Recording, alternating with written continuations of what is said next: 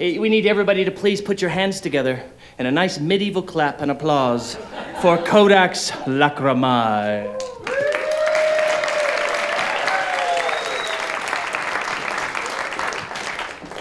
Hello, everybody. I'm AJ Carlisle. Thanks for showing up tonight. The green one. Thanks for showing up, and I can talk a little bit about my book, The Codex Lacrimae, an epic fantasy trilogy. First, I want to give a little bit of background about myself before we get to the nuts and bolts of the presentation. That's me 30 years ago. I think it's the only time I smiled in high school. Most of the time, my face was buried in a book. I read 3 to 5 books a week, every genre, with a healthy dose of comic books, science fiction and fantasy, and Dungeons and Dragons thrown in the mix. So how does an unapologetic 80s geek get to a point where tonight I've got an 1,100-page novel that I need Kickstarter funding for? Well, started in college. I got to start my degree, realized I needed to get a job at the end of it, and wanted to make a lot of money. So I decided to become a medieval historian. Teachers make a living, but I knew that at the end of the day, the thing I wouldn't be around is the Middle Ages every day. I'd be around high fantasy influences, King Arthur, Norse myths, and my literary heroes had shown me how to do it. When J.R.R. Tolkien and C.S. Lewis in the 1930s through 50s were spinning their tales of Middle-earth and Narnia, they were working as medieval literature professors at Oxford. I found that out and I said, that's it. That's the template. I'll be a medieval history professor by day, write literary fantasy at night. Well, in the course of my training, early on, almost 30 years ago, I was in a library and the Codex Lacrimae story came to me. I was reading a history of the Crusades and I came across this castle, the Codex Chevalier. It's the only 12th century Syrian castle that the Islamic emir Saladin never took. I sat back, I was exhausted, highly caffeinated. I looked at the page and I said, that's strange. Saladin conquered everything in the Latin kingdom of Jerusalem. Why not this castle? Then being me, I answered, maybe he fled a dragon. So, it made perfect sense, after you're immersed in this culture. So that began a process that for over 20 years, I've been working on a series of 9 novels, The Artifacts of Destiny, and tonight's Kickstarter project is the first in this series, the Codex Lacrimae, the Book of Tears. I need to raise $6,500 because the book is huge.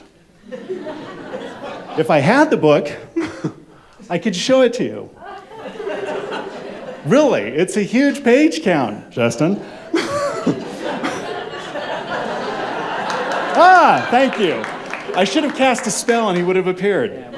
Yeah. Okay. Look at that. The current version of the book almost equals the Bible in page count.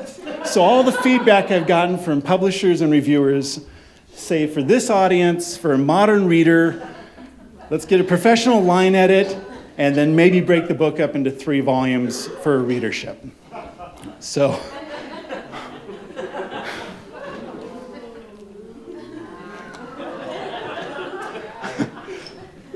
that's the project. I need to line edit, publish, and then if the funding is secure enough, I've got stretch goals with a business plan to promote and market it in a very competitive marketplace. That's my objective for tonight. And like any good historian, I want to look to the text, but especially as a writer, I'm going to close with letting the words of my novel speak for themselves. The time is the 12th century. We're in the scriptorium or library of the Codex Chevalier, and the teenage master of apprentices, Andreas the chaplain, has just met a very evil Sister Nicola. This is chapter 11, Trouble in the Library. Sister Nicola rose to face Riggs' assistant, and her eyes glowed with a fury only he could see. I know all of your thoughts, young Master Andreas, Nicola said, smiling devilishly as she leaned forward, lips to his ear, and freezing him in time and space while hammering the youth with passion and lust. Hear my curse, Andreas the chaplain, supposed master of these novice pups who yip and run around your table. Leader of this pack of cubs who call themselves apprentices. Master of lapdogs to a lord who throws not even a scrap to yapping prayers. She spit in his ear, her words burning venom as she took on a cadenced tone that was an oblate's first lesson in memorization. Hear me, monk. No matter that you sit in this fine castle, high on a mountain, no matter that you're surrounded by knights whose bones will soon bleach under a desert sun, no matter your attempts to recapture a Camelot that never was, know this, the time of quests and knights is over. She hugged him tightly, pressing every part of her body against him for a brief, wonderfully horrific moment.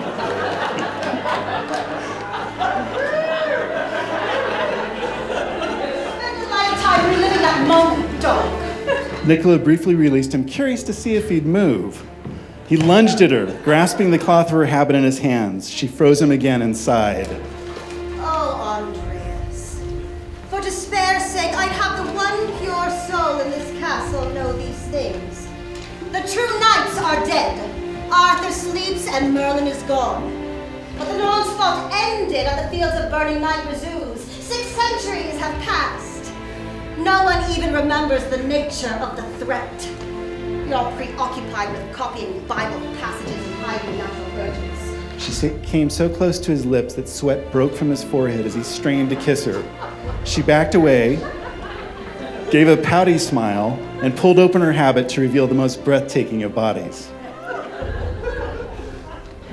I'll wait for you, you sanctimonious bastard. All you have to do is live a life so self-tortured and sin-filled that will have an eternity to play. She chuckled, adjusted her clothing, and replaced a stray hair under her wimple. One final word. Say nothing of these matters until the dead rise from the ground of Isin al-Akrit. Then, Sister Nicola returned the apprentice to normal time and space.